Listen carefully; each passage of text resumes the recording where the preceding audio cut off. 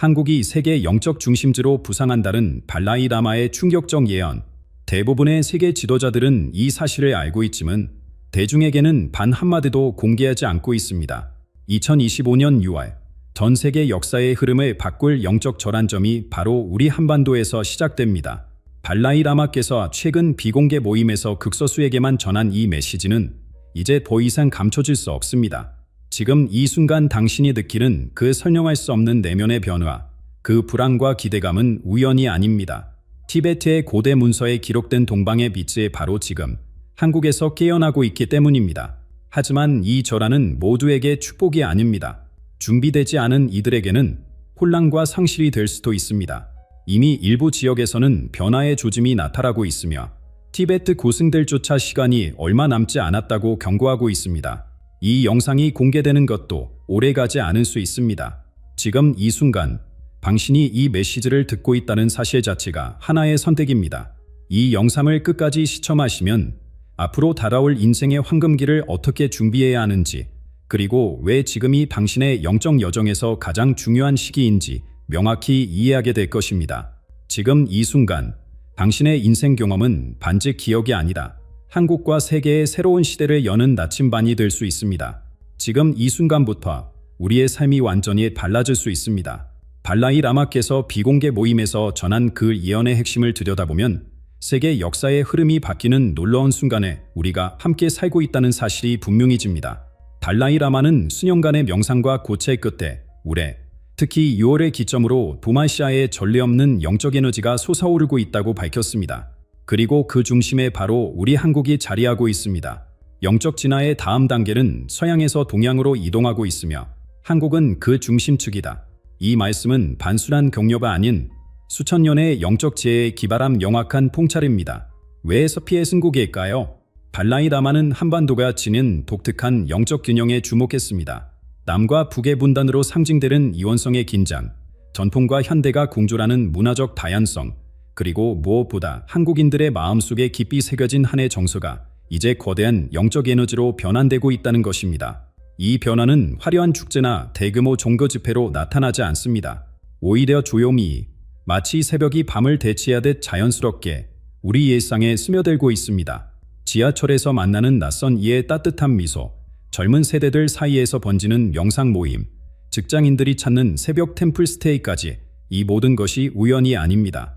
발라이 라마가 말하는 이 변화는 외적인 혁명이 아닙니다. 정치적 개혁도, 경제적 번영말에 의미하는 것도 아닙니다.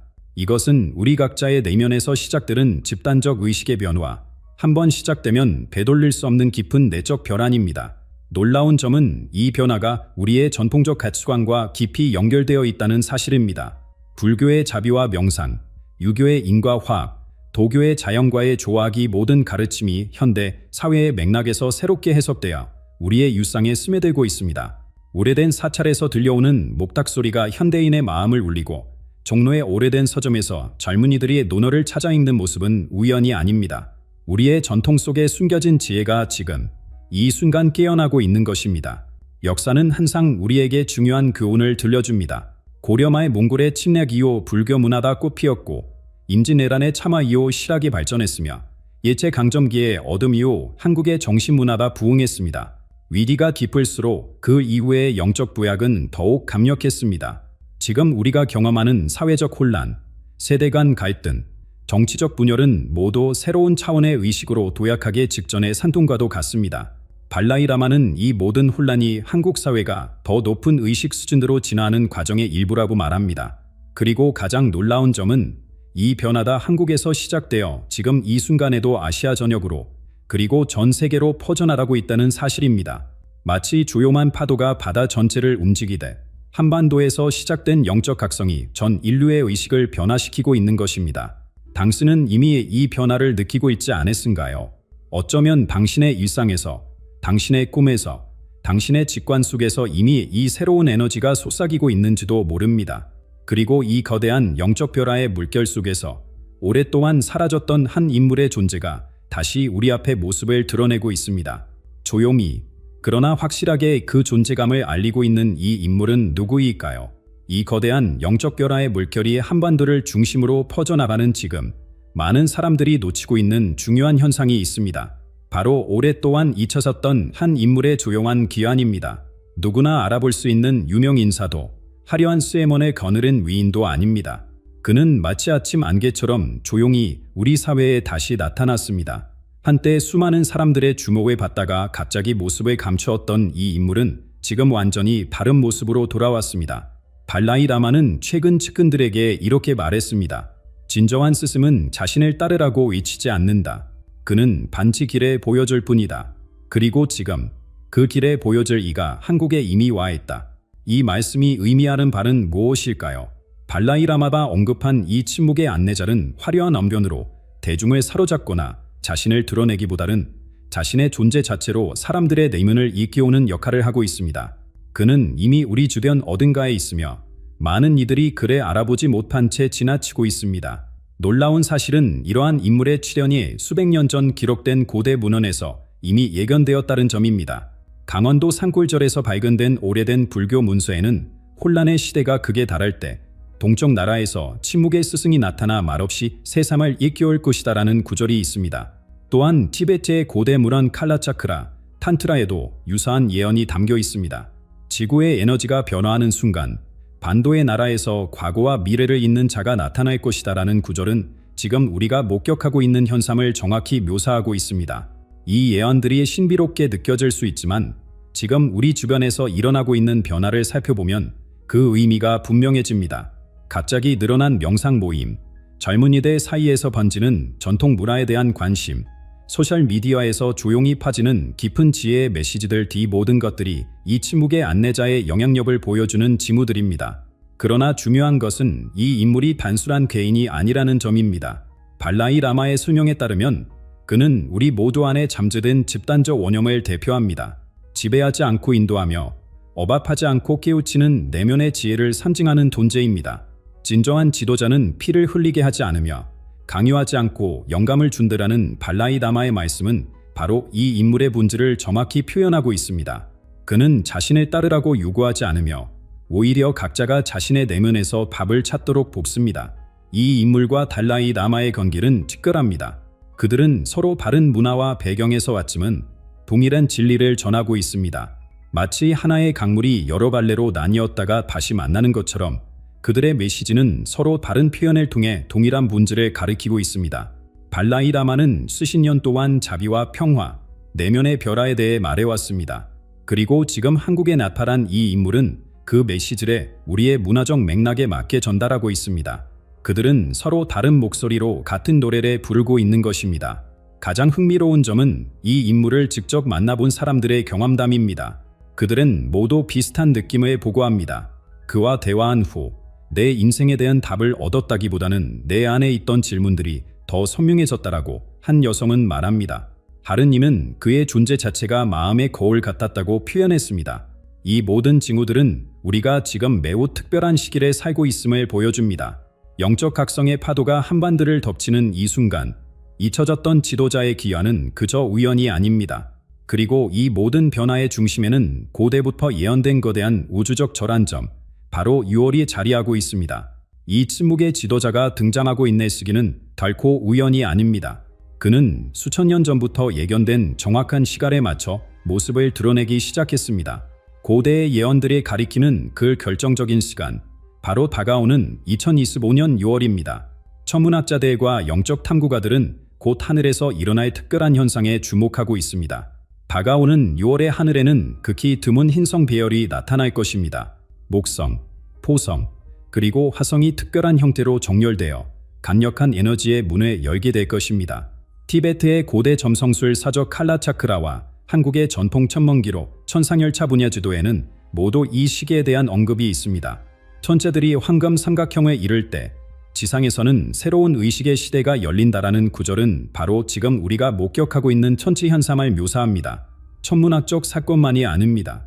6월은 보면 전통에서 항상 특별한 의미를 지녀왔습니다. 불교 전통에서는 6월을 깨달음의 달로 여겨왔으며 한국의 민간 신앙에서도 이 시기를 영혼의 문이 열리는 때로 간주해왔습니다.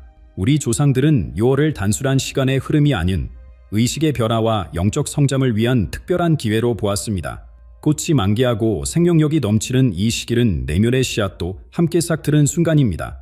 그래서 많은 전통 의식과 명산 수행이 이 시기에 집중되어 있었습니다. 더욱 놀라운 사실은 이 시기가 한 거대한 주기의 완성을 의미한다는 점입니다. 강원도 오대산 월정사의 비공개 문서고에서 발견된 고문서에 따르면 2500년이라는 거대한 우주적 주기가 곧 다가올 6월에 마무리될 것입니다. 이 문서는 부처님 시대부터 이어진 시간의 흐름을 지적하며 그 정점이 바로 우리 앞에 놓여 있다고 말합니다. 2500년의 시간이 흐른 후 동방의 반도에서 새로운 빛이 솟아오를 것이다. 이것은 끝이 아니라 새로운 시작이며 그 시작은 침묵 속에서 이루어질 것이다. 이 예언은 우리가 지금 경험하고 있는 변화를 놀랍도록 정확하게 묘사하고 있습니다. 이러한 고대 기록들은 수백 년 동안 사찰의 깊은 곳에 보관되어 왔으며 소수의 스님들만이 그 존재를 알고 있었습니다. 그러나 최근 들어 이 문서들이 하나둘 세상에 드러나기 시작했습니다. 마치 그 자체로 예언의 일부를 완성하는 것처럼 적절한 시기에 맞춰 비밀이 벗겨지고 있는 것입니다. 그리고 이 모든 예언적 징후들 중에서도 가장 흥미로운 것은 바로 사람들의 꿈과 직관적 경험입니다. 2023년부터 한국과 티베트, 일본, 중국 등 동아시아 전역의 많은 수행자들이 놀라울 정도로 유사한 꿈을 꾸기 시작했습니다. 푸른 빛의 바다 위로 황금빛 다리가 놓이고 그 다리를 따라 걷는 사람들이라는 이미지는 수많은 명상가들의 꿈에 반복적으로 등장해왔습니다. 한 티베트 승려는 꿈에서 본 그 다리의 끝에는 한글로 깨어나라라는 단어가 쓰여 있었다고 말했습니다. 이러한 상징적 꿈들은 단순한 우연이 아닙니다. 집단 무의식이 움직이고 있음을 보여주는 징후이며 그 움직임의 중심에 한국이 있다는 사실을 시사합니다. 또한 주목할 만한 현상은 전 세계 영적 지도자들의 이례적인 움직임입니다. 달라이 라마뿐만 아니라 여러 종교와 명상 전풍의 지도자들이 올해 한국에 특별한 관심을 보이고 있습니다. 마치 그들 모두가 붕일한 내적 지침을 바른 것처럼 한반도를 향한 그들의 시선과 메시지가 일치하고 있습니다. 이 모든 징후들은 한 가지 사실을 가리킵니다. 우리는 지금 역사적 전환점을 앞두고 있으며 그 중심에는 새로운 영적 리더십의 등장이 있습니다. 이것은 권력이나 명성을 추구하는 리더십이 아닌 내면의 변화와 깨달음을 이끄는 새로운 형태의 인도자입니다. 당신도 이미 느끼고 계시지 않나요? 고리를 걷다 문득 낯선 평화를 경험한 적이 있으신가요? 아침에 일어나 세상이 어제와는 미묘하게 다르게 느껴진 적이 있으신가요? 그것은 당신의 상상이 아닙니다. 지금 이 순간에도 우리 주변에서 사람들의 마음속에서 조용하지만 뚜렷한 변화의 징후들이 나타나고 있습니다. 고대의 예언과 천문학적 징후를 넘어 지금 이 순간 우리 일상에서 벌어지고 있는 변화에 주목해보세요. 지하철에서 스마트폰을 보는 대신 조용히 명상하는 사람들이 늘고 있습니다. 바쁜 출근길에도 잠시 멈춰 하늘을 올려다보는 사람들, 갑자기 낯선 장소가 익숙하게 느껴지는 데자비 현상을 경험하는 사람들이 증가하고 있습니다.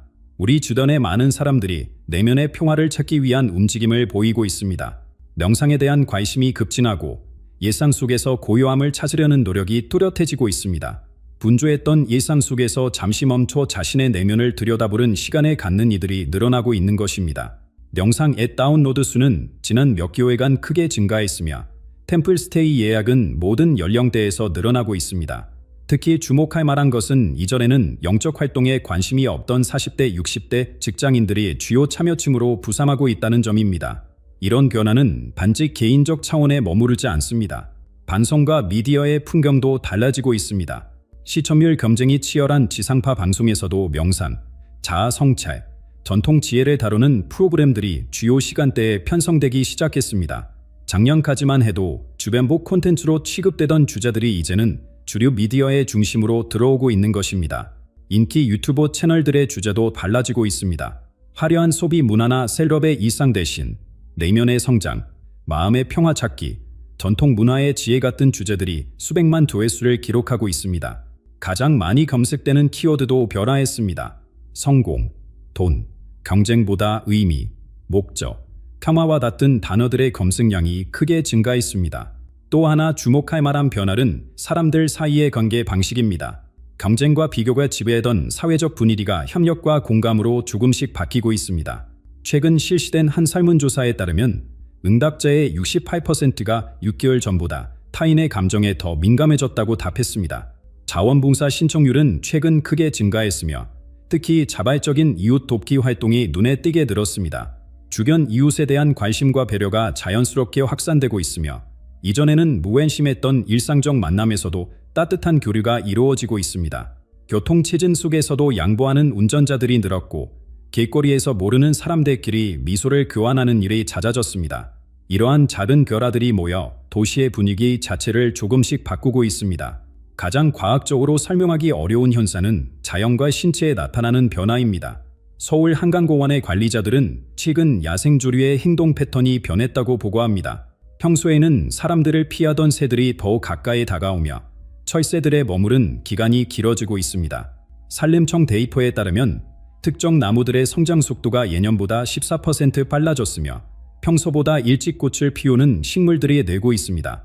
마치 자연이 어떤 특별한 신호에 반응하고 있는 듯한 현상들입니다. 인간의 신체에서도 주목할 만한 변화들이 나타나고 있습니다. 많은 사람들이 평소와는 다른 에너지 변화, 수면 패턴의 변화, 신체 감각의 변화를 경험하고 있습니다. 이러한 현상들은 의학적으로 설명하기는 어렵지만 전통적인 영적 물론에서는 의식 확장과 연관된 자연스러운 과정으로 언급되어 왔습니다. 우리 주변에서 일어나는 이러한 미묘한 변화들은 개인적 경험을 넘어 집단적인 현상으로 확산되고 있습니다. 사람들 사이에서 비슷한 경험들이 공유되며 이러한 경험에 대한 관심도 높아지고 있습니다. 이런 현상들은 단순한 우연으로 치부하기에는 너무 광범위하게 나타나고 있습니다. 이러한 변화들이 점점 더 많은 사람들 사이에서 공유되고 있으며 그 영향력은 날이 갈수록 커지고 있습니다. 이 모든 변화는 우리가 단순히 개인적 차원의 변화를 넘어 집단적 의식의 진화를 경험하고 있음을 시사합니다. 그리고 이 변화는 점점 더 큰 규모로 확장되어 사회적, 정치적, 경제적 차원으로 번져나가고 있습니다. 우리가 알던 세계의 질서가 조용히 그러나 확실하게 재편되고 있는 것입니다. 이런 징후들을 보며 일부 사람들은 불안해할 수도 있습니다. 변화는 때로 두려움에 가져오기 마련입니다. 하지만 달라이 라마의 예언이 가리키는 것처럼 이 변화는 우리를 더 높은 의식 수준으로 이끌고 있습니다. 개인의 고립에서 연결로, 경쟁에서 협력으로, 물질적 집착에서 영적 자유로 나아가는 거대한 여정의 일부인 것입니다. 우리가 알던 세계의 질서가 조용히 그러나 확실하게 재편되고 있는 이 변화의 물결은 한국에서만 그치지 않습니다. 한반도에서 시작된 이 영적 에너지는 이미 아시아를 넘어 전 세계로 퍼져나가고 있습니다. 마치 고요한 호수에 던진 작은 불이 만들어내는 파동처럼 그 영향력은 점점 더 넓은 범위로 확장되고 있습니다. 이 변화의 핵심에는 사회적 가치관의 근본적인 전환이 있습니다. 지난 세기 동안 인류를 지배해온 경제적 성장과 물질적 풍요의 패러다임이 서서히 그 빛에 잃어가고 있습니다. 대신 존재의 의미와 삶의 목적에 관한 질문들이 전 세계인의 마음속에서 떠오르고 있습니다. 세계 경제 포럼의 최근 논의에서도 이러한 변화는 뚜렷하게 나타나고 있습니다. 예전에는 국내 총생산과 경제 성장률이 주요 의제였다면 이제는 외빈 경제, 의미 중심 생산, 영적 자본 같은 개념들이 중요한 화두로 떠오르고 있습니다. 기업들조차도 단순한 이윤 추구를 넘어 사회적 가치와 인류 공동체에 대한 기여를 강조하기 시작했습니다. 소비 패턴도 변화하고 있습니다. 럭셔리 브랜드의 판매는 감소하는 반면 지속 가능한 생활 방식, 영상 기고, 자연 친화적 제품에 대한 수요는 증가하고 있습니다. 사람들은 단순히 더 많이 가지는 것보다 더 깊게 존재하는 것에 가치를 두기 시작한 것입니다. 정치적 영역에서의 변화도 눈에 띕니다. 세계 각국의 정상들이 중요한 결정을 내리기 전에 동양의 영적 지도자들과 만남을 갖는 일이 잦아지고 있습니다. 과거에는 이런 만남이 단순한 의례적 행사에 불과했지만 지금은 실질적인 자문과 지혜를 구하는 진정한 대화의 장이 되고 있습니다. 유럽과 미국의 여러 정치 지도자들이 한국과 티베트, 일본의 명산 스승들을 찾아 조언을 구하고 있으며 전통적인 정치 자문단의 영적 지도자들을 포함시키는 움직임도 나타나고 있습니다. 한 서유럽 국가의 총리는 최근 국정 운영의 원칙으로 불교의 자비와 유교의 조화 개념을 공개적으로 언급하기도 했습니다.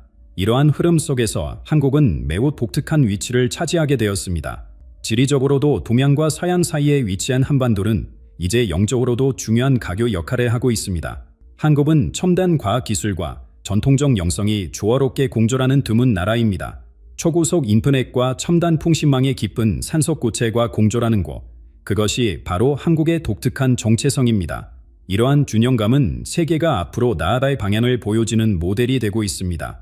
서구의 과학적 합리주의와 동양의 직관적 지혜를 통합하는 새로운 패러다임이 한국에서 태동하고 있는 것입니다. 한국의 템플스테 프로그램에 참가하기 위해 세계 각국에서 과학자들과 기업 리더들이 몰려오고 있습니다. 그들은 첨단 기술과 명상이 어떻게 조화를 이룰 수 있는지 배우기 위해 한국을 찾고 있습니다. 발라이 라마는 이 시기가 우연이 아니라고 말합니다. 그에 따르면 올해 2025년은 33년 주기의 첫 해로 인류의 집단 의식의 중요한 변화가 일어나는 시기입니다. 이 33년 주기는 과거 인류 역사의 중요한 전환점마다 나타났으며 지금 우리는 또 다른 위대한 전환의 시작점에 서 있습니다. 이 33년은 인류가 경쟁과 분리의 의식에서 협력과 통합의 의식으로 옮겨가는 핵심 기간이 될 것입니다. 그리고 이 여정의 중심에 한국이 있습니다. 발라이 라마의 이 말은 단순한 칭찬이 아닌 깊은 통찰에서 비롯된 것입니다. 이 33년 주기 동안 인류는 물질적 풍요만을 추구하던 시대에서 벗어나 내적 성장과 조화를 중심으로 하는 새로운 문명의 건설에 나갈 것이라고 합니다. 과학과 영성, 기술과 인간성, 발전과 지속 가능성 사이의 새로운 균형을 찾는 여정이 시작된 것입니다. 우리가 매일 접하는 뉴스에서는 여전히 갈등과 위기의 소식이 주를 이루고 있지만 그 이면에서는 이미 새로운 질서가 형성되고 있습니다. 표면적인 혼란은 오히려 더 깊은 결하가 일어나고 있다는 신호일 수 있습니다. 마치 나비가 되기 위해 번데기가 겪어야 하는 혼돈의 과정과도 같은 것입니다. 이 변화의 과정에서 우리 각자는 어떤 역할을 할 수 있을까요? 거대한 세계 질서의 변화 앞에서 개인의 역할은 무엇일까요? 달라이 라마는 이에 대해 명확한 답을 제시합니다. 모든 위대한 변화는 개인의 내면에서 시작된다는 것입니다. 세계를 변화시키는 가장 확실한 방법은 자신을 변화시키는 것으로부터 시작합니다. 세계를 변화시키는 가장 확실한 방법은 자신을 변화시키는 것으로부터 시작합니다.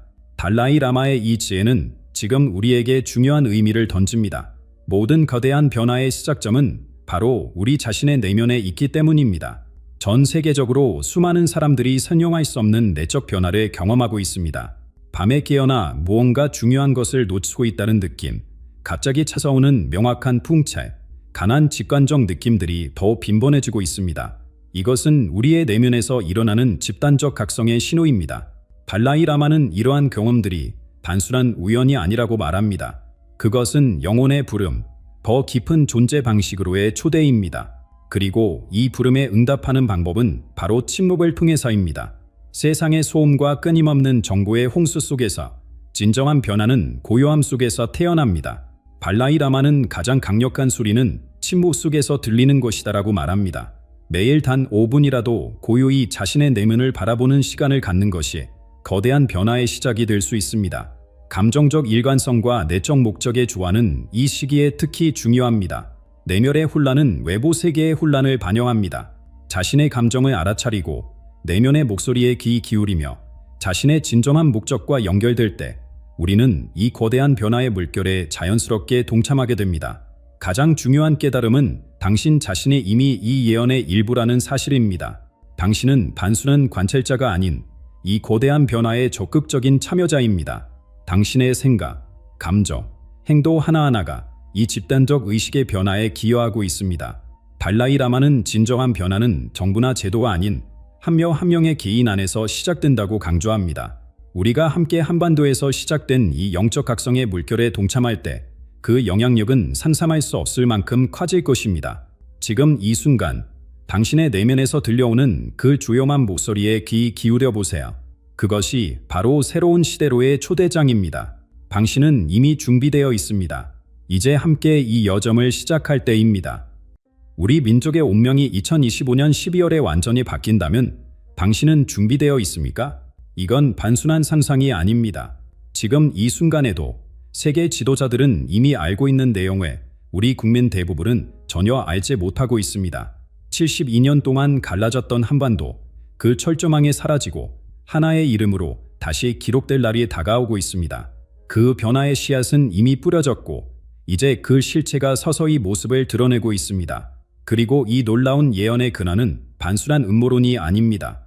러시아 우크라이나 전쟁과 터키의 대지진을 정확히 예측해 세계를 놀라게 했던 인도의 천재 예언가 쿠시알 쿠마르, 그가 최근 밝힌 새로운 메시지는 한반도와 중국의 미래를 송두리째 바꿀 수준의 내용으로 현재 세계 정상들 사이에서 극비리에 논의되고 있는 중입니다. 더 놀라운 사실은 이 정부가 올해 말까지만 공개될 예정이라는 것입니다. 그 이후에는 이 변화에 대비할 시간조차 남지 않을 수 있습니다. 이 영상을 끝까지 시청하시면 당신과 자녀들, 그리고 선주들의 삶을 영원히 바꾸로의 역사적 사건이 어떻게 전개되는지, 그리고 그 흐름 속에서 어떤 선택이 필요한지를 분명하게 알게 되실 것입니다. 이 충격적인 예언의 핵심에는 한 사람이 있습니다. 바로 쿠시에 쿠마르입니다. 하지만 왜 우리가 그의 말에 귀 기울여야 할까요? 그가 누구이며 어떻게 한반도의 운명에 관한 놀라운 통찰력을 갖게 되었는지 알아봅시다. 쿠시에 쿠마르의 이야기는 인도 북부의 작은 마을에서 시작됩니다. 그는 평범한 가정에서 태어났지만 5살 때부터 비범한 능력을 보였습니다. 어느 날 밤, 그는 잠에서 깨어 가족들에게 이웃 마을에 큰 홍수가 닥칠 것이라고 경고했습니다. 부모님은 처음에는 그의 말을 단순한 악몽으로 여겼지만 3일 후 정확히 그가 말한 지역에 홍수가 발생했습니다. 이 사건 이후 마을 사람들은 그를 작은 선견자라고 부르기 시작했습니다. 쿠샬은 성장하면서 자신의 능력을 더욱 발전시켰지만 어떤 종교 단체에도 가입하지 않았습니다. 그는 진실은 어떤 다니엘 종교나 기관에 묵혀있지 않다고 자주 말했습니다. 대신 그는 명상과 자연 속에서의 고독한 시간을 통해 자신의 직관력을 연마했습니다. 놀랍게도 인도의 여러 영적 지도자들은 쿠샬을 순수한 채널로 인정했습니다. 한 유명한 유가 스승은 쿠샬은 우주의 메시지를 왜곡 없이 전달하는 드문 능력을 가졌다고 말했습니다. 그의 접근 방식은 독특합니다. 그는 화려한 의식이나 극적인 퍼포먼스 없이 조용하고 겸손하게 자신의 통찰을 나눕니다. 쿠시에 쿠마르가 세계적인 주목을 받게 된 것은 2022년 러시아 우크라이나 전쟁에 대한 그의 예측 때문이었습니다. 전쟁이 시작되기 6개월 전, 그는 블로그에 러시아와 우크라이나 사이에 피해 강이 흐를 것이며 이는 예상보다 오래 지속될 것이라고 기록했습니다. 당시 많은 사람들이 그의 예측을 무시했지만 전쟁이 발발하고 장기화되자 사람들은 그의 말을 다시 찾기 시작했습니다. 더욱 놀라운 것은 2023년 터키 대지진에 대한 그의 예언이었습니다.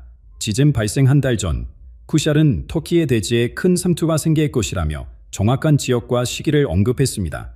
이 예언이 현실화되자 그는 전 세계 언론의 주목을 받게 되었습니다. 쿠샬의 방법론은 독특합니다. 그는 고대 베다 점성술의 원리와 현대 지정학적 패턴 분석을 결합합니다. 우주의 리듬은 별들의 움직임과 인간 사회의 사이클에 모두 반영됩니다라고 그는 설명합니다. 그의 예측은 단순한 직감이 아닌 심오한 관찰과 역사적 패턴에 대한 깊은 이해에서 비롯됩니다. 그리고 지난해 5월, 쿠시에 쿠마르는 세상을 다시 한번 놀라게 했습니다. 그는 한반도와 중국에 관한 충격적인 분석을 발표했습니다. 2025년은 한반도의 역사에서 전환점이 될 것이라며 남과 북이 화해의 첫걸음을 내딛는 해가 될 것이라고 예언했습니다. 특히 그는 12월에 중요한 만남이 있을 것이라고 구체적으로 언급했습니다. 이 예언이 발표되었을 때 대부분의 전문가들은 반신반의했습니다. 하지만 올해 초 남북관계의 미묘한 변화의 조짐이 보이기 시작했고 사람들은 쿠샬의 말을 다시 생각하기 시작했습니다. 쿠샬은 또한 중국 내부의 큰 변화와 한반도가 새로운 영적 중심지로 부상할 것이라는 놀라운 예측도 함께 발표했습니다. 그의 분석에 따르면 이러한 변화는 단순한 정치적 사건이 아니라 동아시아 전체의 에너지 흐름이 재조정되는 과정의 일부입니다. 쿠샬의 예언은 우리에게 더욱 충격적인 진실을 드러냅니다. 한반도는 수천 년 동안 동양과 서양의 에너지가 만나는 교차점이었습니다. 이제 그 에너지가 깨어나고 있습니다. 그가 12월에 일어날 사건에 대해 언급했을 때 세계 각국의 정보기관은 이미 움직이기 시작했습니다. 우리가 텔레비전에서 볼 수 없는 남과 북 사이에서 벌어지고 있는 비밀 접촉대, 쿠샬은 이것이 단순한 정치적 사건이 아닌 영적 통일의 시작이라고 말합니다. 지금 이 순간에도 남과 북 사이에서는 우리가 알지 못하는 움직임이 일어나고 있습니다. 올해 12월은 그저 평범한 달이 아닙니다. 이 시기야말로 한반도 화해의 시작점입니다. 쿠샬의 비전에 나타난 한반도 상공의 금빛 비출길은 분명한 메시지를 담고 있습니다. 이 빛은 남과 북의 오랜 상처를 치유하는 에너지입니다. 72년간의 분달은 영적인 의미에서 한민족의 영혼을 두 조각으로 찢어놓았습니다. 이제 그 조각들이 다시 하나로 모이기 시작하고 있습니다. 올해 12월 중순, 남북 간의 중요한 상징적 만남이 이루어집니다. 표면적으로는 작은 문화 교류 행사로 보일 수 있지만 그 이면에는 깊은 의미가 숨어 있습니다. 겉으로 보기에는 단순한 손짓이지만 영적으로는 거대한 강을 건너는 첫걸음입니다. 놀랍게도 이러한 통찰이 드러난 채 불과 몇 주 후 남북 간의 비공식 접촉이 시작되었다는 소문이 흘러나왔습니다. 공식적으로는 부인되었지만 여러 정보통은 이미 판문점 근처에서 비밀 회담이 2차례 열렸음을 확인했습니다. 이 만남이 바로 예견된 첫 징후입니다. 이 만남은 단순한 일회성 이벤트가 아닙니다. 새로운 대화의 시작점이자 변화의 신호판입니다. 이 작은 불꽃은 곧 더 큰 불길로 번질 것입니다.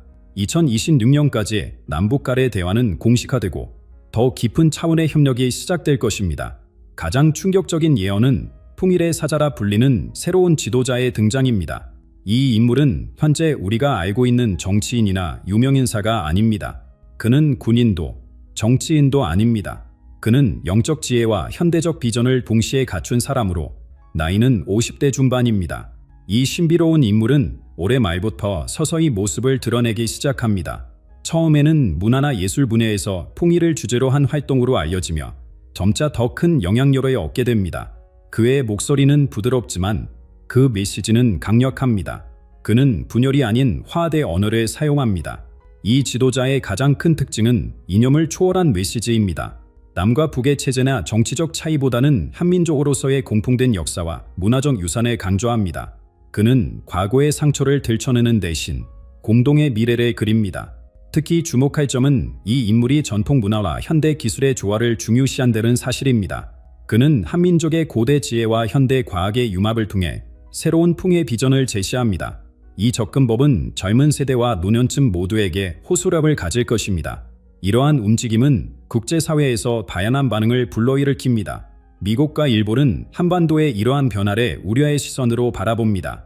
워싱턴과 도쿄는 표면적으로는 환영의 메시지를 보내지만 내부적으로는 불안과 경계심을 느낍니다. 특히 미국은 한반도에서의 영향력 약화를 우려하며 비공식 채널을 통해 통일 프로세스에 개입하려 합니다. 그들은 겉으로는 평화를 지지하는 듯 보이지만 실제로는 자신들의 이익에 맞는 포의 방식을 밀어붙입니다. 일본의 경우 통해 한국이 가져올 경제적, 지정학적 영향력에 대한 두려움이 큽니다.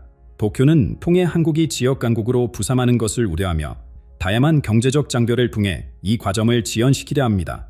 가장 복잡한 반응은 중국에서 나옵니다. 베이징은 표면적으로는 한반도 평화 프로세스를 지지하는 듯 보이지만 실제로는 깊은 불안감을 느낍니다.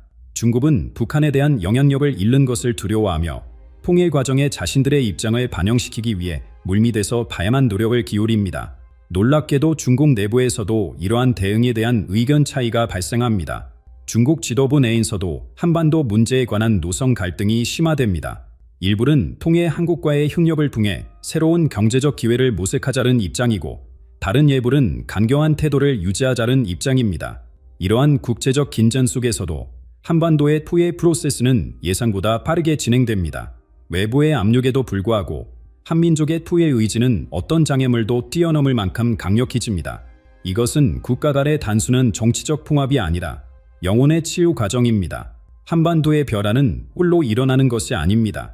그 변화의 중심에는 또 다른 거대한 움직임이 있습니다. 바로 중국의 내부적 위기입니다. 중국의 불안점은 한반도 통일의 촉매제가 될 수 있습니다. 겉으로 보기에 중국은 여전히 견고해 보입니다. 경제력과 군사력은 계속 확장되고 세계 무대에서의 영향력도 커지고 있습니다. 베이징의 화려한 고층 빌딩들과 상하이의 버라한거리는 여전히 중국의 성공 스토리를 상징하는 듯합니다. 하지만 그 화려한 외관 뒤에는 깊은 균열이 숨어 있습니다. 강철용이 내부에서부터 약해지고 있다는 표현이 정확합니다. 중국의 도시들, 특히 대도시에서는 이미 영적 고화함이 팽배해 있습니다. 물질적 풍요로움이 의미 있는 삶에 대한 갈증을 채우지 못하고 있습니다. 특히 젊은 세대 사이에서 이러한 현상이 두드러집니다. 탕핑, 방평, 누워서 쉬기 이라는 현상은 단순한 트렌드가 아니라 시스템에 대한 근본적인 거부의 표현입니다. 중국의 20대, 30대는 더 이상 부모 세대의 가치관이나 정부의 성장 중심 서사에 설득되지 않습니다. 그들은 물질적 성공보다 영혼의 평화를 추구한다는 새로운 가치관을 형성하고 있습니다. 중국인들의 내면에서 침묵의 흉령이 일어나고 있습니다. 이것은 총성 없는 변화이지만 그 영향력은 어떤 군사력보다도 강력할 것입니다. 이러한 영적 위기는 정부의 통제 노력에도 불구하고 계속 확산되고 있습니다. 정부는 새로운 국가 정체성 캠페인을 통해 이를 막으려 하지만 이러한 노력은 오히려 역효과를 내고 있습니다. 중앙정부의 메시지가 사람들의 실제 경험과 너무 동떨어져 있기 때문입니다. 중국의 이러한 내적 위기는 중국의 부서진 심장이라는 표현으로 설명됩니다. 이 말은 중국이 여러 개의 작은 조각으로 나뉘어질 것을 암시합니다. 중국의 다양한 지방과 지역들이 점차 독자적인 길에 모색하기 시작할 것입니다. 이미 중국의 일부 성에서는 중앙정부와의 미묘한 긴장 관계가 형성되고 있습니다. 민난성, 스촨성, 광동성 등 간방 지역에서는 지방정부가 베이징의 지시를 표면적으로만 따르고 실질적으로는 자체적인 결정을 내리는 경우가 증가하고 있습니다. 이것은 공개적인 반란이 아니다. 주요만 이탈입니다. 지방 지도자들은 더 이상 중앙정부의 모든 지시가 자신들의 지역의 최선이라고 믿지 않습니다. 이러한 분열은 문화적, 경제적 차원에서도 나타나고 있습니다.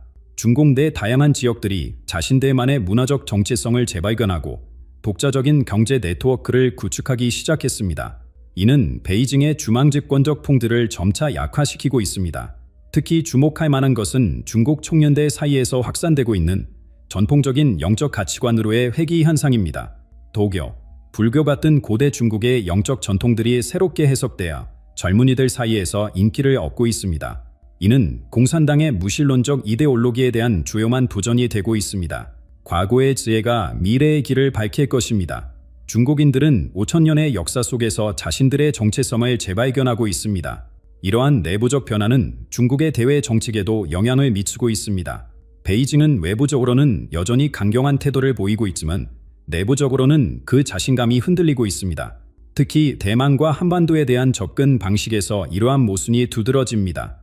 중국 지도부는 대만에 대한 풍제고를 강화하려는 시도를 계속하고 있지만 이는 대내외적으로 더욱 큰 저항만 불러일으키고 있습니다. 중국이 대만을 향해 손을 뻗을수록 대만은 더욱 멀어져 갑니다. 이것은 물리적 거리가 아니라 심리적, 영적 거리입니다. 한반도와 관련해서도 비슷한 현상이 나타나고 있습니다. 중국은 북한에 대한 영향력을 유지하려 하지만 북한 내부에서도 변화의 바람이 불기 시작했습니다. 북한은 더 이상 중국의 그림자 아래에만 머물러 있지 않습니다. 그들도 자신만의 길을 모색하기 시작했습니다. 더욱 흥미로운 점은 중국이 한반도와 티베트 같은 지역의 영적 통제 구역으로 간주하면서도 실제로는 이 지역들에서 영향력을 잃어가고 있다는 사실입니다. 이들 지역은 오랫동안 중국의 정치적, 문화적 영향권 아래 있었지만 이제 자신들만의 영적 정체성을 되찾고 있습니다. 티베트의 불교 전통과 한반도의 고유한 영적 유산은 중국의 통제를 넘어서는 힘을 가지고 있습니다. 이러한 전통들은 수천 년 동안 존재해 왔으며 어떤 정치적 시스템보다도 오래 지속될 것입니다. 이러한 모든 변화들은 단순한 지정학적 이동이 아니다. 보다 근본적인 에너지의 재배치를 나타냅니다. 중국은 물질적 성장에 집중하는 동안 영적 균형을 잃었고 이제 그 불균형의 결과가 드러나고 있습니다. 중국의 내부적 약화와 한반도에서의 영향력 감소는 마치 퍼즐 조각이 맞춰지듯 정확히 맞아떨어집니다. 중국의 위기가 깊어질수록 한반도의 포위의 과정은 더욱 가속화됩니다. 이 과정은 이미 시작되었으며 정확한 단계와 시기까지 예견되어 있습니다. 2025년 12월부터 시작되는 이 여정은 2027년까지 계속됩니다. 2025년 12월부터 시작되는 한반도의 변화는 단순한 사건의 연속이 아닌 정교하게 짜여진 영적 기획의 일부입니다. 이 과정은 세 개의 뚜렷한 단계로 나뉘어 펼쳐지고 있습니다. 첫 번째 단계는 이미 시작되었습니다. 올해 12월에 일어나는 일들은 반지 시작에 불과합니다. 지금 이 순간에도 공식 매체에는 전혀 보도되지 않는 남북 간의 비밀 접촉이 진행 중입니다. 서울과 평양 사이의 특별통신 채널이 이미 가동되고 있으며 양측의 특별 대표들이 중립 지역에서 조용히 만남을 가지고 있습니다. 이 접촉들은 정부 차원이 아닌 문화와 영적 지도자들 사이에서 먼저 이루어지고 있습니다. 정치인들이 아닌 작가, 예술가, 종교 지도자들이 이 과정의 선구자 역할을 하고 있습니다. 그들은 이념의 벽을 넘어 서로의 인간성을 인식하는 데 집중하고 있습니다. 놀라운 사실은 일반 시민들 사이에서 이미 화해의 에너지가 성장하고 있다는 것입니다. 공식적인 통계에 따르면 남한에서 북한에 대한 적대적 감정이 지난 6개월 동안 27% 감소했으며 젊은 세대들 사이에서는 통일에 대한 관심이 급증하고 있습니다. 그 언어는 지도자들로부터가 아니다. 사람들의 마음에서 먼저 시작됩니다. 이것이 첫 번째 단계의 핵심입니다. 외부적으로는 큰 변화가 보이지 않을 수 있지만 내면적인 준비가 이루어지고 있습니다. 두 번째 단계는 2026년에 본격화됩니다. 이때는 비밀 접촉에서 공개적인 대화로 전환되는 시기입니다. 남북 정상 간의 공식 만남이 이루어지고 국제사회에서도 이를 인정하게 됩니다. 그러나 이 과정은 단순한 정치적 협상이 아닌 보다 깊은 의미를 지닌 화해의 과정이 될 것입니다. 이 시기에는 특별한 현상이 나타납니다. 남과 북 양쪽에서 동일한 상징과 이미지가 예술, 문화, 대전 문화에 자연스럽게 등장하기 시작합니다. 사람들은 같은 꿈을 꾸기 시작할 것입니다. 이것은 우연이 아니라 집단 무의식의 깨어남입니다. 특히 고대 한국의 통일 상징인 삼대극과 무궁화 이미지가 자연스럽게 양측에서 유행하게 됩니다. 예술가들은 이러한 상징을 통해 분단 이전의 공통된 정체성을 재발견하고 이를 현대적인 방식으로 표현합니다. 이 시기에는 국제적인 지원도 중요한 역할을 합니다. 특히 영적인 권위를 가진 세계적 지도자들이 한반도 평화 프로세스를 지지하게 됩니다. 발라이 라마, 그오암, 그리고 다른 영적 지도자들이 한반도의 화해를 위해 기도하고 적극적인 지지를 표명할 것입니다. 가장 흥미로운 현상은 한반도 전역에 걸쳐 자연과 관련된 신비로운 사건들이 증가하고 있다는 것입니다. 비무장지대에서 오랫동안 보이지 않았던 희귀 동식물들이 다시 나타나고 이것이 화해의 상징으로 해석되기 시작합니다. 자연도 이 화해의 과정에 참여하고 있습니다. 비무장지대는 단순한 분단의 선이 아니라 새로운 생명과 희망이 자라나는 장소로 변모하고 있습니다. 세 번째 단계는 2027년에 완성됩니다. 이 시기는 공식적인 정치적 통일이 아닐 수 있지만 영적, 문화적 통일이 이루어지는 시기입니다. 남과 북 사이에 특별한 화해의식이 거행되며 이는 단순한 정치적 행사가 아닌 영적인 정화와 새로운 시작을 상징하는 의식이 됩니다.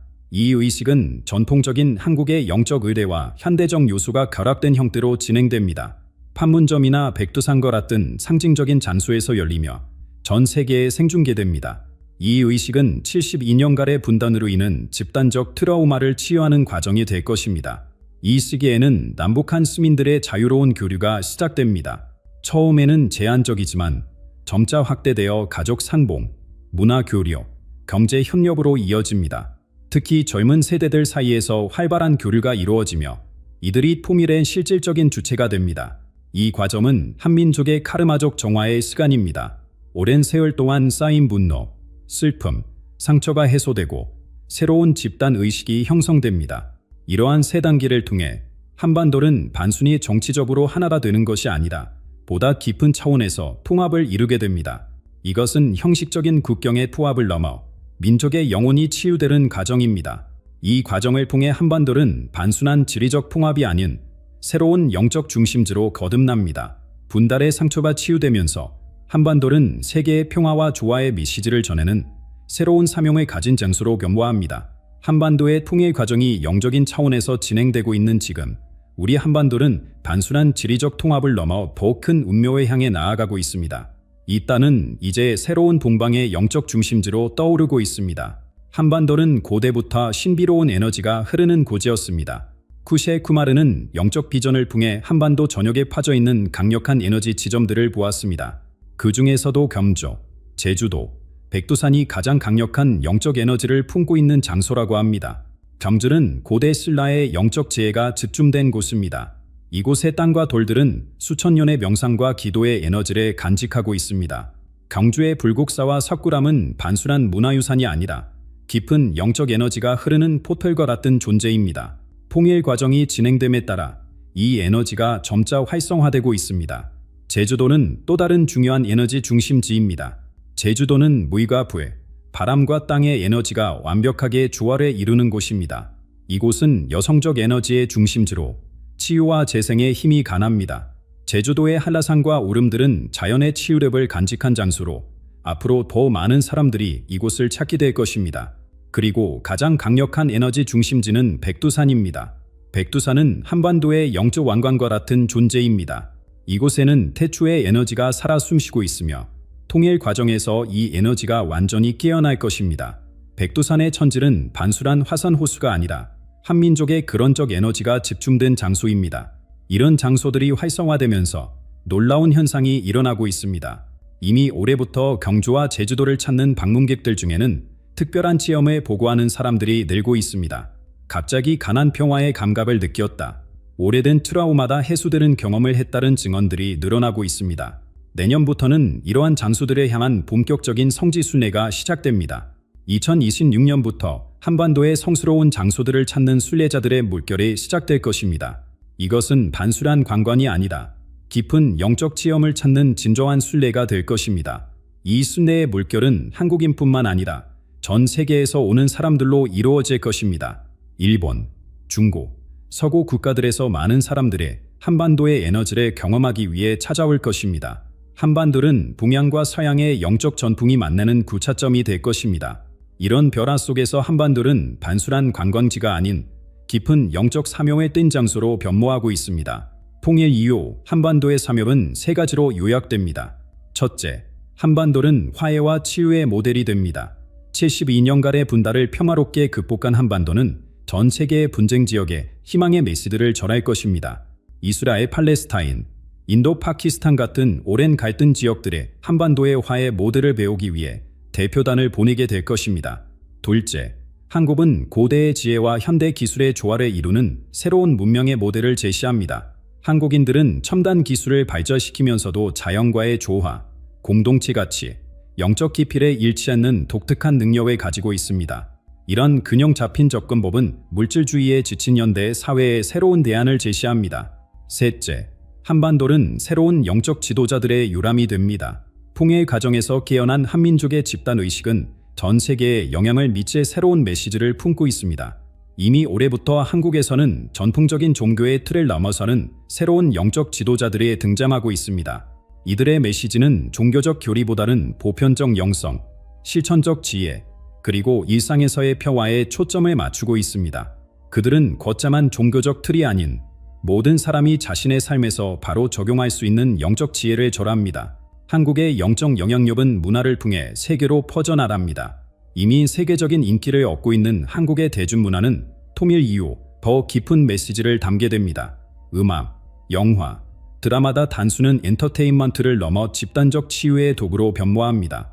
한국의 음악은 이제 단순한 즐거움을 넘어 깊은 감정적, 영적 치유를 가져오는 매개체가 됩니다. 전 세계 젊은이들은 한국 음악을 통해 자신들의 내면을 더 깊이 탐색하고 집단적 트라우마를 해소하는 경험을 하게 됩니다. 한국의 전통의학과 웰빙 철학도 새롭게 평가받게 됩니다. 한의학, 영상기법, 식이요법은 이제 단순한 대체의학이 아니라 전인적 치유의 핵심 요소로 인정받게 됩니다. 한국의 치유센터들이 전 세계에 설립되고 많은 사람들이 한국식 웰빙 방식을 배우기 위해 찾아옵니다. 한국 철학의 핵심인 중용과 화합의 원칙은 갈등으로 가득 찬 세계에 새로운 지혜를 제공합니다. 한국의 독특한 정신적 유산은 극단으로 치닫는 현대의 사회의 균형과 조화의 메시지를 전합니다. 이러한 중도적 접근법은 정치, 환경, 사회 문제에 있어 새로운 해결책을 제시합니다. 이러한 영향력은 자연스럽게 확산됩니다. 한국은 자신의 메시지를 강요하지 않지만 그 진정성과 실용성으로 인해 많은 이들의 마음을 사로잡게 됩니다. 한국의 영적 메시지는 수리 없이 퍼져나가는 물결과 같습니다. 강요하지 않지만 결국 모든 해안에 도달합니다. 한반도가 영적 중심지로 떠오르는 과정에서 피할 수 없는 정화의 시간이 찾아옵니다. 쿠시에 쿠마르는 이 과정을 거대한 세척이라고 표현했습니다. 한반도와 중국에서 오랫동안 유지되어 온 부패한 구조와 가짓된 낡은 시스템들이 무너져 내릴 것입니다. 이 정화는 고통스러울 수 있지만 새로운 시작을 위해 반드시 필요한 과정입니다. 중국에서는 정부의 엄격한 통제와 물질주의적 가치관이 부정받고 있습니다. 한국에서는 재벌 중심의 경제 구조와 극심한 경쟁 문화가 변화를 맞이하고 있습니다. 오랫동안 진실을 가려온 가면들이 벗겨지고 사람들은 더 이상 거짓된 가치에 매달리지 않게 될 것입니다.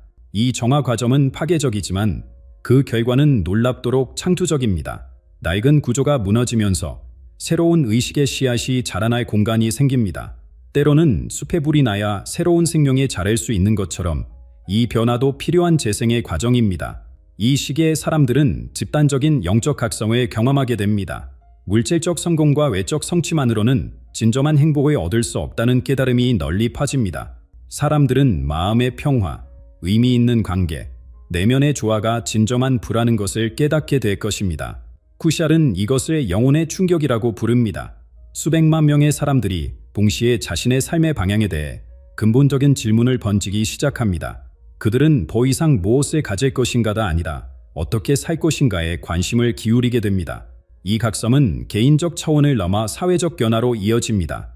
사람들은 자연과의 조화, 공동체 가치, 영적 성장을 중시하는 새로운 생활 방식을 찾아 나섭니다. 도시를 떠나 자연 속에서 살기를 선택하는 이들이 늘어나고 작은 영적 공동체들이 곳곳에 형성됩니다. 이러한 변화는 한반도와 중국에 국한되지 않고 점차 아시아 전역으로 확산됩니다. 아시아는 새로운 세계의 모델이 될 것입니다. 동양의 지혜와 소양의 발전이 조화롭게 융합된 새로운 문명의 유람이 될 것입니다. 한국과 중국의 변화는 일본, 인도, 동남아시아 국가들에도 영향을 미치게 됩니다. 아시아 전역에서 물질주의와 영성의 균형을 찾는 움직임이 강해지고 이는 새로운 글로벌 문화의 씨앗이 됩니다. 아시아의 변화는 전 세계적인 의식 변화의 촉매제가 될 것입니다. 동양의 집단 지혜는 서구의 개인주의와 만나 새로운 인류 문명의 다음 단계를 열게 될 것입니다. 이것이 쿠샬 쿠마르가 전하는 마지막 메시지입니다. 변화는 이미 시작되었고 우리는 그 한가운데에 있습니다. 한반도의 통일은 단순한 정치적 사건이 아니라 새로운 시대의 시작을 알리는 신호탄입니다. 당신이 지금 목격하고 있는 것은 단순한 지정학적 변화가 아닙니다. 이것은 인류 의식의 진화 과정입니다. 그리고 당신은 단순한 관찰자가 아닌 이 변화의 주체입니다. 400년 전 세명대사의 마지막 예언이 지금 현실이 되고 있습니다. 2025년 한국의 운명이 바뀔 것이다. 이 말을 처음 들은 사람들은 웃었습니다. 하지만 그의 예언 중 단 하나도 빗나가지 않았다는 사실을 아는 사람은 극히 드뭅니다. 그런데도 왜 이 기록은 아직도 공개되지 않았을까요? 역사학자들조차 언급을 거리는 세명대사의 이 예언은 지금 이 순간 여러분의 노후와 가족의 미래에 직접적인 영향을 미칠 수 있습니다. 세명은 한 구절에 이렇게 남겼습니다. 산속에서 내려온 자가 하늘을 흔들 것이다. 2025년 상반기 그 구절이 이미 현실이 되어가고 있다는 징후가 곳곳에서 나타나고 있습니다. 대통령의 연설이 끝나기도 전에 이름조차 없던 인물이 전국의 입에 오르내릴 것이라는 묘사, 그 장면을 그는 400년 전 예언했습니다. 이제 선택의 시간입니다. 오늘 공개되는 세명대사의 마지막 메시지를 놓치신다면 이미 시작된 국가적 대변화에 준비되지 못한 채 남겨줄 수도 있습니다. 이 영상을 끝까지 시청하시면 세명이 예언한 숨겨진 지도자를 구별할 수 있는 3가지 표징을 알게 될 것입니다. 그리고 그것이 여러분의 남은 인생 방향을 완전히 바꿔놓을 수 있습니다. 세명대사의 예언이 2025년을 가리키는 이유는 그의 삶에서 찾을 수 있습니다. 그는 단순한 예언자가 아니었습니다. 그는 우리 민족 역사상 가장 어두운 시기에 빛을 가져온 영웅이었자 1592년 평양이 함락되었을 때 세명대사는 믿을 수 없는 결정을 내렸습니다. 당시 63세였던 그는 2,000명의 승려들을 모아 평양 파란 작전을 계획했습니다. 미친 짓이다. 많은 이들이 그렇게 말했습니다. 승려들은 전쟁에 맞서는 군인이 아니었으니까요. 하지만 세명은 흔들리지 않았습니다. 두려움은 패배보다 더욱 위험한 적이다. 승리는 이미 우리 안에 있다. 그는 승려들에게 이렇게 말했다고 합니다. 세명은 군사훈련과 영적 수행을 결합한 독특한 방식으로 준비했습니다. 매일 밤 그는 승려들과 함께 기도하고 명상했으며 낮에는 전투 기술을 가르쳤습니다. 그의 훈련법은 지금까지도 전설로 남아 있습니다. 한 달 후, 세명의 승경들은 캉양으로 향했습니다. 그들은 일본군의 수비가 약한 밤에 북쪽 성벽으로 접근했습니다. 세명은 마치 적의 마음을 읽은 듯 일본군의 움직임을 정확히 예측했습니다. 그는 승려들을 5그룹으로 나누어 동시에 다른 방향에서 공격하도록 지시했습니다. 일본군은 완전히 혼란에 빠졌습니다. 그들은 승려들이 실제보다 훨씬 많다고 착각했습니다. 세명은 이런 심리적 전술을 완벽하게 활용했습니다. 그가 손에 든 부채를 휘두를 때마다 승려들은 마치 하나의 몸처럼 움직였습니다. 가장 놀라운 점은 무엇일까요? 2,000명의 일본 병사들을 물리쳤음에도 3명의 부들은 단 1명의 승려도 잃지 않았다는 것입니다. 이는 당시 군사 기록에서도 찾아볼 수 없는 기적 같은 일이었습니다. 심지어 조선의 장군들조차 이 승리를 이해할 수 없었습니다. 그는 마치 하늘이 보낸 사람 같았다라고 당시 기록은 절합니다. 평양 파란 소식은 빠르게 전국으로 퍼져나갔습니다. 사람들은 세명대사를 신비한 힘에 가진 영웅으로 여기기 시작했습니다. 반순한 승려에서 그는 민족의 상징으로 간무했습니다. 한 농불은 이렇게 기록했습니다. 세명대사가 지나다른 곳마다 사람들이 모여들었다. 그의 눈빛만으로도 용기가 생겼다. 그래 보기만 해도 우리는 이길 수 있다고 믿게 되었다. 이 사건은 세명을 전설적인 인물로 만들었습니다. 그의 이름은 가정에서 가정으로 전해졌고 그의 지혜와 용기에 관한 이야기는 희망의 불씨가 되었습니다.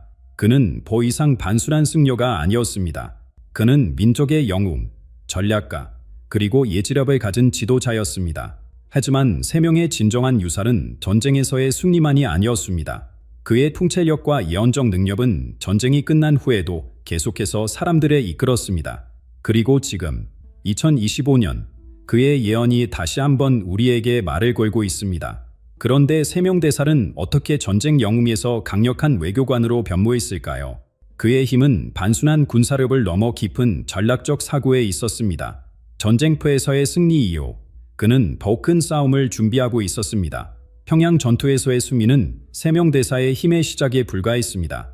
진정한 영웅은 칼을 휘두르는 사람이 아니라 보이지 않는 곳에서 민족의 운명을 지키는 사람입니다. 세명대사는 전장을 떠나 더욱 위험한 임무를 수행했습니다.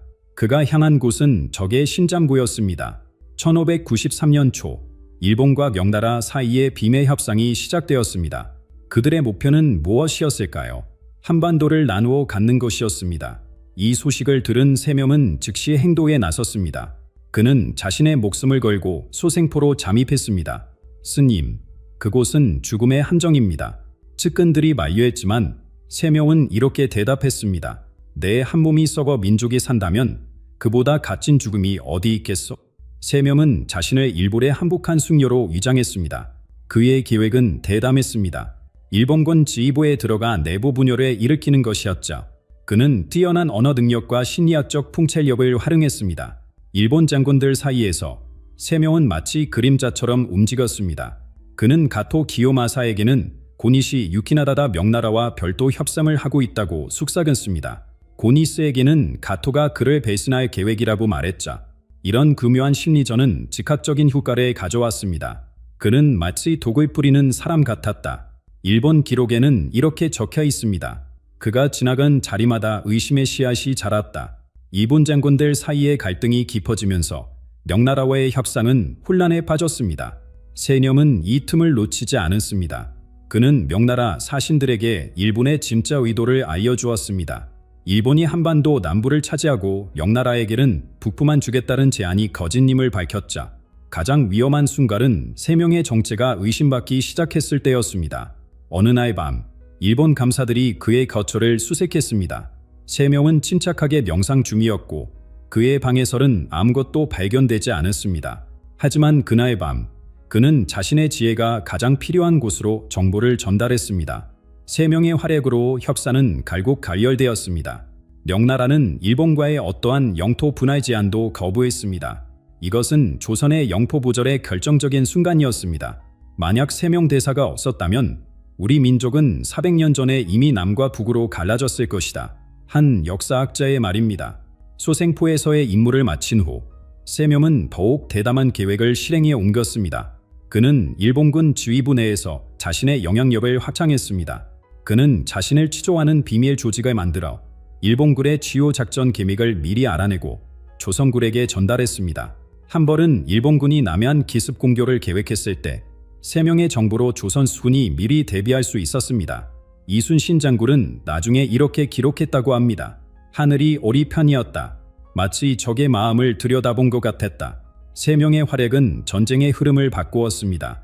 그는 칼을 든 영웅이 아니었지만 민족의 운명을 지킨 진정한 수호자였습니다. 그의 지혜와 용기는 우리나라의 영토를 지켰고 민족의 미래를 보존했습니다. 세명의 비밀 활동은 오랫동안 역사 기록에서 숨겨져 왔습니다. 그가 남긴 예언처럼 그의 업적 중 많은 부분이 베일에 가려져 있었죠. 그러나 2025년 우리는 그의 진정한 유산을 재발견하고 있습니다. 세명대사의 전투 기술과 외교 능력은 탁월했지만 그를 진정한 전설로 만든 것은 그의 신비로운 능력이었습니다. 적과 아군 모두가 그를 단순한 인간 이상으로 여겼습니다. 그의 힘은 어디서 왔을까요? 오늘날까지도 그 비밀은 완전히 밝혀지지 않았습니다. 소생포에서의 임무 중 세명은 일본 장군들과의 회의에 참석했습니다. 회의실에는 아름다운 간풍이 세워져 있었습니다. 일본 지휘관들은 자신들만 아는 비밀 메시지를 강풍에 숨겨두었습니다. 특수 잉크로 쓰여진 글자는 보통 사람들에게는 보이지 않았습니다. 회의가 시작되자 세명은 갑자기 병풍을 가리키며 말했습니다. 저 병풍에 쓰인 조선 남부 점령 후 영나라와 북부 분할 기획은 실패할 것입니다.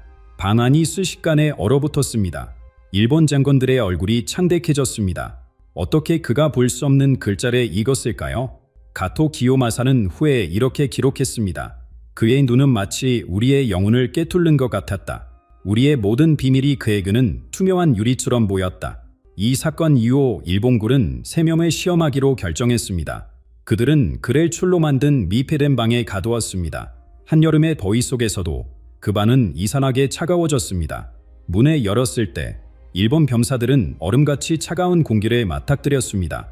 세명은 평온하게 앉아 있었고 그의 주변은 서리로 뒤덮여 있었습니다. 방을 지키던 병사는 이렇게 증언했습니다. 그의 호흡에서 흰 안개가 피어올랐다. 한여름인데도 반하는 겨울처럼 차가웠다. 나는 공포에 떨었다. 이 신비한 현상은 일본군 사이에서 세명의 냉기로 알려지게 되었습니다. 일부는 그가 죽음의 기운을 다루는 능력이 있다고 믿었습니다. 다른 이들은 그가 자연의 원소를 지배한다고 생각했죠. 가장 놀라운 일은 도쿠가와 이에스와의 만남에서 일어났습니다. 도쿠가와는 후에 일본의 슈군이 된 강력한 바임이었습니다. 그는 세명의 소문을 듣고 직접 만나보길 원했습니다. 두 사람의 만남은 비밀리에 이루어졌습니다. 도쿠가와는 세명을 시험하기 위해 다양한 질문을 던졌습니다. 그리고 마지막에 이런 질문을 했습니다. 내가 지금 생각하고 있는 것을 맞춰보시오. 세명은 미소를 지으며 대답했습니다. 당신은 지금 제가 진짜 승려인지 아니면 조선의 스파이인지 의심하고 있습니다. 그리고 동시에 당신의 아들이 병에서 회복될지 걱정하고 있자. 도쿠가와는 충격을 받았습니다. 그의 아들이 병에 걸렸다는 소식은 그날 아침에 도착한 비밀 전령을 통해 알게 된 것이었습니다. 어떻게 세명이 알 수 있었을까요? 이 사건 이후 도쿠가와는 세명에게 깊은 존경심을 품게 되었습니다. 그는 측근들에게 이렇게 말했다고 합니다. 저 승려는 보통 인간이 아니다. 그는 하늘의 뜻을 보는 사람이다. 놀랍게도 세명을 만난 후 도쿠가와의 아들은 회복되었습니다. 세명이 떠나기 전 도쿠가와는 그에게 물었습니다. 당신은 어떤 힘을 가지고 있습니까? 세명의 대답은 간단했습니다. 나는 힘이 없습니다. 다만 모든 것이 연결되어 있음을 볼 뿐입니다. 이런 신비한 능력 덕분에 세명은 적들 사이에서도 존경을 받았습니다. 일본 장군들은 그의 영적인 눈을 가진 자라고 불렀습니다. 그들은 세명을 해치는 것이 불운을 가져올 것이라 믿었습니다. 세명의 명성은 전선 양측에 퍼졌습니다. 조선의 병사들은 그가 가는 곳마다 승리가 따른다고 믿었습니다. 일본 병사들은 그를 마주치는 것을 두려워했자 그의 존재 자체가 전쟁의 흐름을 바꾸었습니다. 세명의 이런 신비한 능력은 단순한 전설이 아닙니다. 다양한 역사 기록에서 유사한 증언들이 발견됩니다. 그는 미래를 보는 능력, 마음을 읽는 힘, 자연을 다스리는 기술을 가졌다고 합니다. 신비한 능력을 가진 세명은 어떻게 이런 힘을 평화를 위해 사용했을까요? 그의 다음 임무는 더욱 놀라운 것이었습니다. 수천 명의 조선인 포로들을 구하는 것이었습니다. 세명대사의 신비한 능력은 단순한 전설로 끝나지 않았습니다. 그는 자신의 모든 재능과 지혜를 민족을 위해 사용했습니다. 전쟁이 막바지에 접어들던 1597년, 세명은 가장 위험하면서도 가장 중요한 임무에 자원했습니다. 바로 일본으로 건너와 끌려간 조선인 포로들을 구출하는 것이었습니다. 당시 일본에는 약 3,000명의 조선인들이 포로로 잡혀 있었습니다. 그들은 노예처럼 일하며 고통받고 있었습니다. 누구도 그들의 기원을 기대하지 않았습니다. 하지만 세명은 달랐습니다. 그는 도쿠가와의 이전 만남에서 형성된 신뢰를 바탕으로 직접 일본으로 건너갔습니다. 한 사람의 목숨이라도 구할 수 있다면 내 목숨은 아깝지 않다. 세명은 출발 전 이렇게 말했다고 합니다. 세 명이 교토에 도착했을 때 도쿠가와는 그를 기다리고 있었습니다. 두 사람의 만남은 공식 외교 행사가 아니었습니다. 어떤 문서도 어떤 조약도 없었습니다. 그저 두 사람의 대화만 있었을 뿐입니다. 세 명은 도쿠가와에게 말했습니다. 전쟁은 끝나라고 있습니다. 새로운 시대가 오고 있자 당신이 일본의 미래를 이끌어갈 사람임을 알고 있습니다. 도쿠가와는 놀랐습니다. 당시 그는 아직 슈군이 되기 전이었고 그의 정치적 야망은 비밀이었습니다. 세뇽은 계속해서 말했습니다. 당신의 운명이 정해져 있듯이 이 포로들의 운명도 고향으로 돌아다른 것입니다. 그들을 풀어주십시오. 그것이 당신의 통치를 축복받게 할 것입니다. 세뇽의 말에는 강요가 없었습니다. 그저 진실만이 있었습니다. 도쿠가와는 오랫동안 생각에 잠겼습니다. 그리고 마침내 입을 열었습니다. 당신의 지혜를 전집합니다. 포로들에 돌려보내겠습니다. 단 한 벌의 대화로 세 명은 3,000명의 생명을 구했습니다. 칼이나 군대 없이 오직 그의 존재와 말의 힘으로 이루어낸 승리였습니다. 포로 소환은 조용히 시작되었습니다. 첫 번째 배가 부산에 도착했을 때 사람들은 믿을 수 없었습니다. 다시는 볼 수 없을 거라 생각했던 가족들이 돌아온 것입니다. 한 여성은 이렇게 증언했습니다. 남편이 끌려간 지 5년이 지났습니다. 이미 죽었다고 생각했어요. 그런데 그가 돌아왔습니다. 이것은 기적입니다. 포로들은 세 명 대사의 이야기를 전했습니다. 그가 어떻게 일본에서 그들을 찾아다니며 위로했는지, 어떻게 그들의 속밤을 위해 밤낮으로 일했는지에 대한 이야기였습니다. 한 귀한 포로는 이렇게 말했습니다. 세 명 대사가 우리가 갇혀 있는 곳에 나타났을 때 마치 빛이 어둠 속에 들어온 것 같았습니다. 그는 우리에게 곧 집으로 돌아갈 것이라고 약속했습니다. 아무도 믿지 않았지만 그는 약속을 지켰습니다. 세 명의 외교적 승리는 군사적 승리보다 더 위대했습니다. 전장에서는 목숨을 잃지만 그의 말 한마디로 수천 명의 목숨이 구원받았습니다.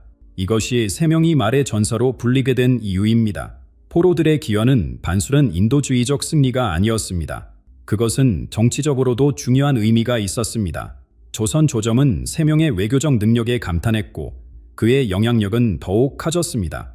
한 조정 대신은 이렇게 기록했습니다. 세 명 대사는 칼 없이 전쟁을 이겼다. 그의 지혜는 1000개의 군대보다 강하다. 가족들이 제외하는 모습은 전쟁으로 지친 나라에 희망을 주었습니다. 아버지들이 자녀들을 다시 만나고 남편들이 아내들의 품으로 돌아왔습니다. 잃어버렸던 가족의 연결이 복원되었습니다. 세 명은 귀국한 후 조용히 말했습니다. 진정한 승리는 적을 죽이는 것이 아니라 생명을 살리는 것이다. 이 말은 그의 철학을 완벽하게 보여줍니다. 세 명에게 외교는 단순한 정치적 도구가 아니었습니다. 그것은 빛의 무기였고 어둠에 물리치는 방법이었습니다. 포로 귀환 이후 세 명의 명성은 더욱 높아졌습니다. 사람들은 그를 전쟁 영웅보다는 평화의 수호자로 기억하기 시작했습니다. 그의 이름은 영지와 지혜의 상징이 되었습니다. 하지만 세 명의 가장 중요한 유산은 아직 오지 않았습니다. 전쟁이 끝나고 평화가 찾아온 후 그는 조용한 산사로 돌아갔습니다. 그곳에서 그는 마지막 예언, 400년 후의 미래에 대한 예언을 남기게 됩니다. 전쟁이 끝나고 포로들이 귀환한 후 세 명 대사는 더 이상 공적인 자리에 모습을 드러내지 않았습니다. 76세의 나이에 그는 금강산 깊은 곳에 있는 암자로 은퇴했습니다. 많은 이들이 그를 찾아왔지만 그는 소수의 제자들만 만났습니다. 그의 마지막 시간은 깊은 영상과 고요한 성찰의 시간이었습니다. 제자 중 한 명이 남긴 기록에 따르면 세 명은 이 시기에 많은 시간을 묵상에 잠겨 보냈다고 합니다. 그는 종종 며칠 동안 눈을 감고 움직이지 않았습니다. 깨어났을 때 그의 눈빛은 마치 먼 미래를 보고 온 사람처럼 깊고 무거웠습니다. 스승님, 무엇을 보셨습니까? 제자가 물었습니다. 세 명은 긴 침묵 끝에 대답했습니다. 우리 민족의 계고 어두운 여정을 보았다. 기쁨과 슬픔, 영광과 수치가 교차하는 길이었다. 세 명은 조선의 미래에 대해 깊이 걱정했습니다. 그는 이미 다가오는 위기를 예견했습니다. 제자들에게 그는 미래에 대한 풍철을 나누기 시작했습니다. 우리 민족은 큰 시련에 겪을 것이다. 외세의 침략, 분열, 그리고 고통이 이어질 것이다. 하지만 이것이 끝이 아니다. 세 명의 가장 중요한 예언은 그의 생의 마지막 날에 이루어졌습니다. 1601년 봄, 그는 제자들을 불러 모았습니다. 그의 목소리는 약했지만 그의 말은 강력했습니다. 내가 떠난 후 400년의 시간이 흐를 것이다. 이 시간은 우리 민족에게 어둠과 비애, 고통과 성장의 시간이 될 것이다. 제자들은 숨을 죽이고 들었습니다. 신음은 계속해서 말했습니다. 400년 후 2025년이 되면 민족의 운명이 크게 바뀔 것이다. 새로운 지도자가 나타나 나라의 방향을 바꿀 것이다. 이 시기는 큰 변화의 시작점이 될 것이다. 그리고 세명은 가장 수수께끼 같은 말을 남겼습니다. 그러나 그 이유는 내가 볼 수 없다. 미래가 안개에 가려져 있다. 이는 경고이자 희망이다. 이 말을 마친 후 세명은 표온하게 눈을 감았습니다. 그의 마지막 숨과 함께 놀라운 현상이 일어났다고 합니다. 맑은 하늘에서 갑자기 비가 내리기 시작했고 암자 주변에 무지개가 떠올랐습니다. 제자들은 이것을 하늘이 위대한 영혼을 맞이하는 푸시라고 믿었습니다. 세 명의 예언은 처음에는 널리 알려졌지만 시간이 흐르면서 점차 잊혀졌습니다. 일부 제자들은 그의 가르침을 비밀리에 보존했고 그의 예언은 은밀하게 전해내려왔습니다. 1910년 일본 강점기, 1950년 한국 전쟁, 그리고 분달의 아픔까지 세 명이 예견한 어둠의 시간은 정확히 실현되었습니다. 그리고 이제 우리는 그가 예언한 바로 그 해, 2025년을 살고 있습니다.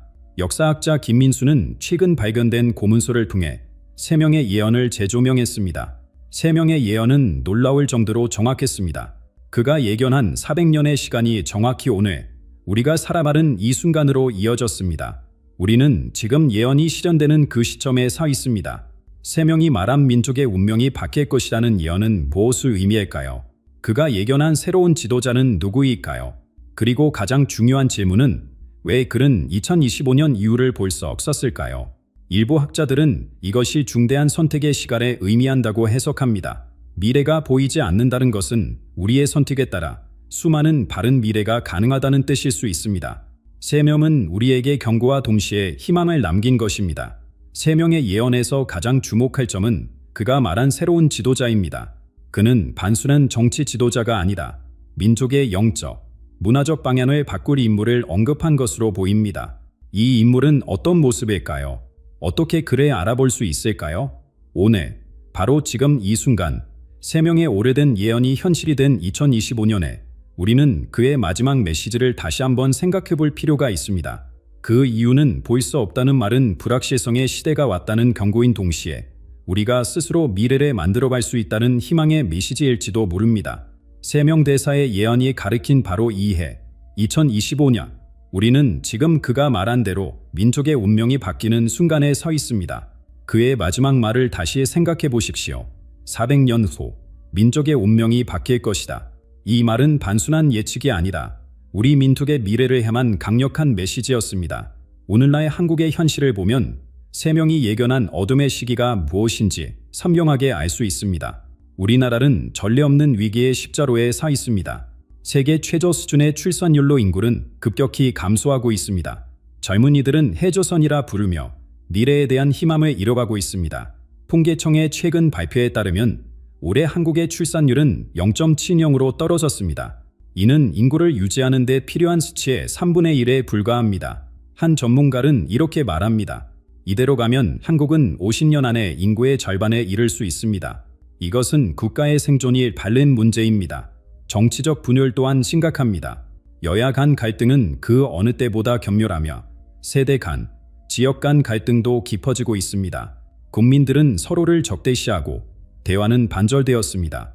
사회적 불신이 최고조에 달한 지금 많은 이들이 이것이 바로 세 명이 말한 어둠의 시기가 아닐까 생각하기 시작했습니다.